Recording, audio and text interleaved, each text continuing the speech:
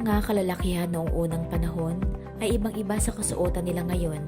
Sila ay nagsusuot ng kanggan, pang-itaas na may maiksing manggas.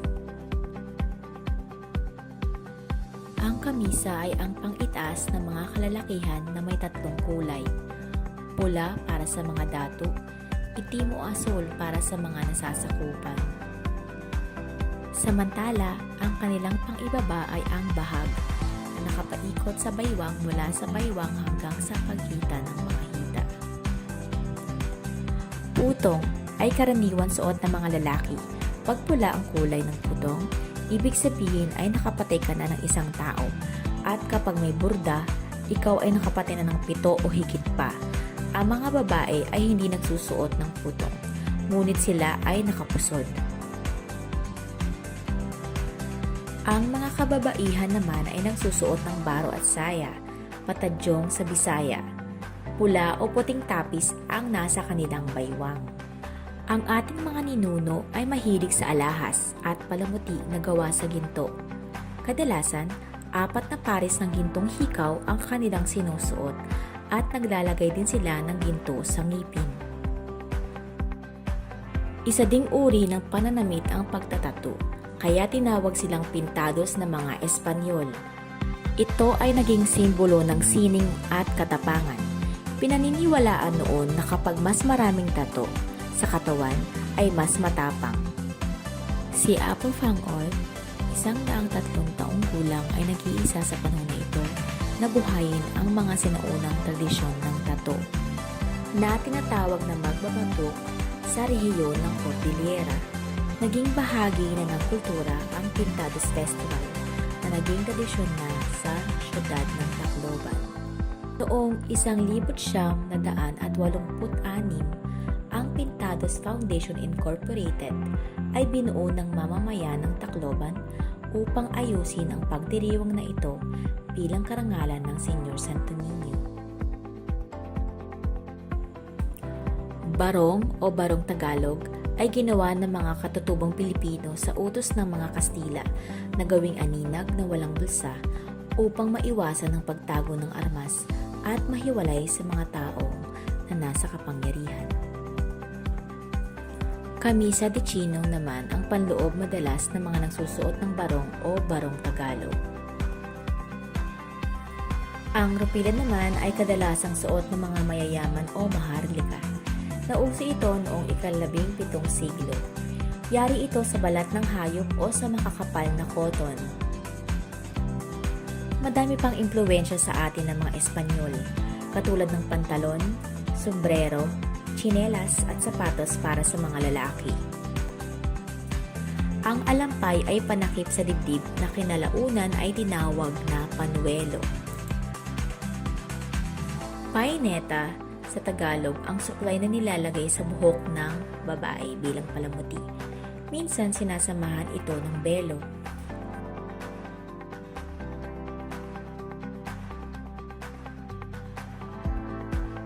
Ang mga kalalakihan ay nagsimula ng magsuot ng suit, coat and tie o kilala sa tawag na Americana.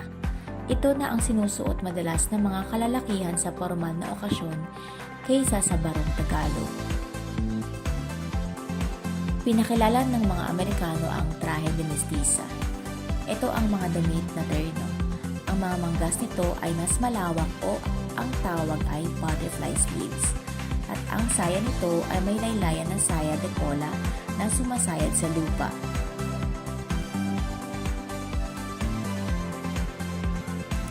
Ang mga babae ay nagsusuot na ng mga bulaklaki na bestida at mga hanggang tuhod na ang palda.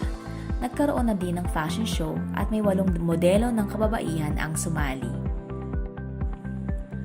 Nagsimula na din magsuot ang mga kalalakihan ng panlamig o sweater.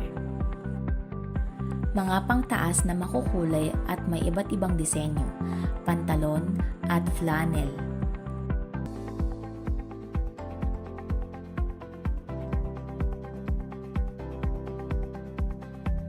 Ang mga babae ay nagsusuot na ng mga maiiksing palda o bestida. Ang buhok ng mga kababaihan ay matataas upang magmukhang matangkad. pop suit at pantalon naman sa mga kalalakihan.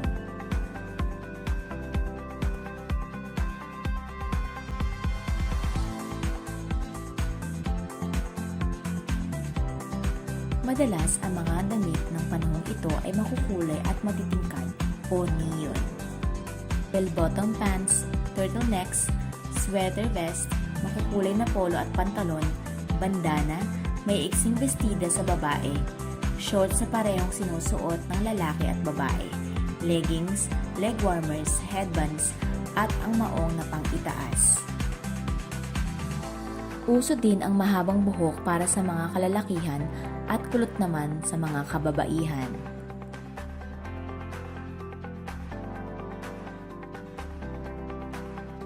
Pang-itaas at pang-ibaba na maluwang, leather jackets, maong na pang-itaas at pang-ibaba, overalls ang sikat sa panahong ito.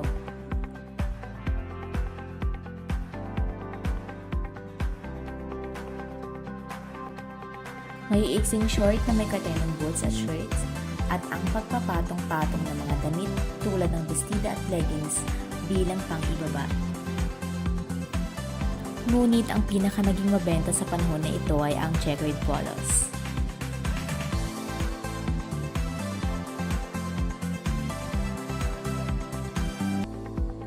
Namulat na din tayo sa iba't ibang tatak ng damit. Kasabay nito ay binabalikan natin ang mga kasuotan noon at madalas din kumukuha tayo ng ideya sa social media o sa mga iniidolo nating mga artista. Sa panahon ngayon ay madami na tayong style or fashion na nakadepende sa ating pagkatao. At sana kahit na marami ng iba't ibang uri ng pananamit, sa kasalukuyan ay huwag nating kalimutan ang sariling atin.